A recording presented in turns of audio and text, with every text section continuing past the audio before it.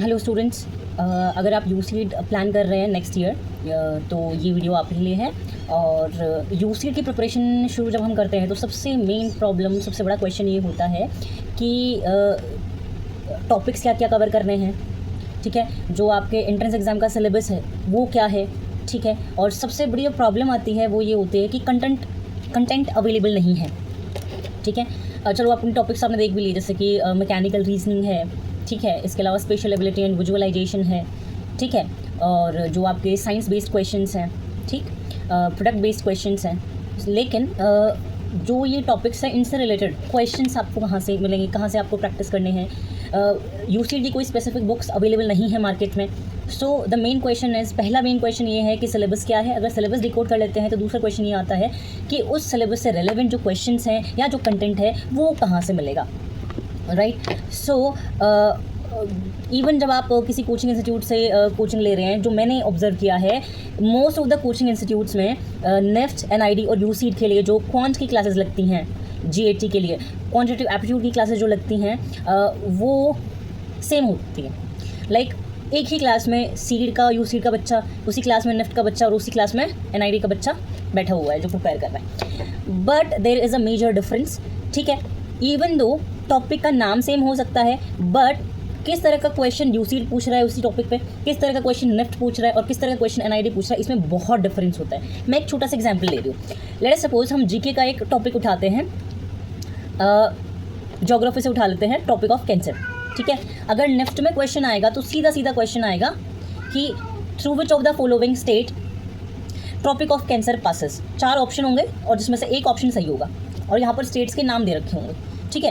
लेकिन अगर इसी क्वेश्चन को मुझे यूसीड में, जो कि लास्ट ईयर पूछा गया, ठीक है, अभी जो 2025 के जनवरी में जो पेपर हुआ उसमें ये क्वेश्चन पूछा गया था, through which of the following states tropic of cancer does pass, और 4 ऑप्शंस में स्टेट के नाम नहीं दे रखे थे, स्टेट्स की पिक्चर्स दे रखी थी।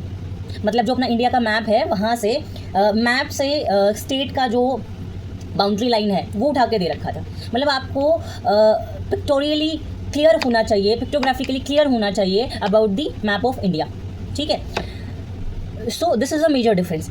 जब बात आती है नेफ्ट की तो क्वेश्चंस आर डायरेक्ट, लेकिन बात जब आती है यूसीड की, क्वेश्चंस आर इनडायरेक्ट। इनडायरेक्ट मतलब थोड़ा सा brain storming you will need. वो कहते हैं ना, out of the box thinking, थोड़ा सा हटके, थोड़ा सा इनडायरेक्टली क्वेश्चन पुटअप किया जाएगा। अगर मैं मैथ्स का एक टॉपिक उठाती हूँ, for example number of divisors, ठीक है। सो अगर नेफ्ट में क्वेश्चन आएगा तो सीधा क्वेश्चन आएगा कि how many positive divisors of 100 are there, और 4 ऑप्शन दे रखे होंगे, ठीक है। लेकिन अगर मुझे नंबर ऑफ डिवाइजर पे यूसीड अगर क्वेश्चन पूछना चाहेगा तो क्या करेगा, वो डायरेक्ट आपसे ये नहीं पूछेगा कि find the number of divisors, बल्कि एक पजल की फॉर्म में आपसे क्या पूछेगा। दिस इज अ पजल, ध्यान से सुनना। There are 100 lockers in a school, all are closed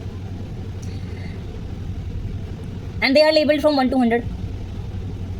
Then outside the school there is a row of students who are also labeled from 1 to 100. When first student comes in, he opens up all the lockers. Student number 2 comes in and and closes every even numbered locker.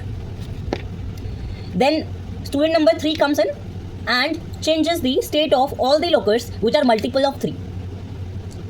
Then student number 4 comes in and changes the state of the lockers which are multiple of 4, and so on, and the process goes on till 100th student.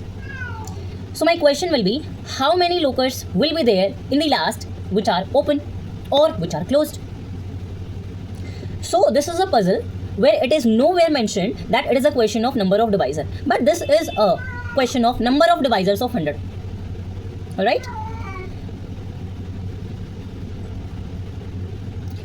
So the point is that UCED always asks the application of the concept, while NIFT asks direct question on the concept. All right.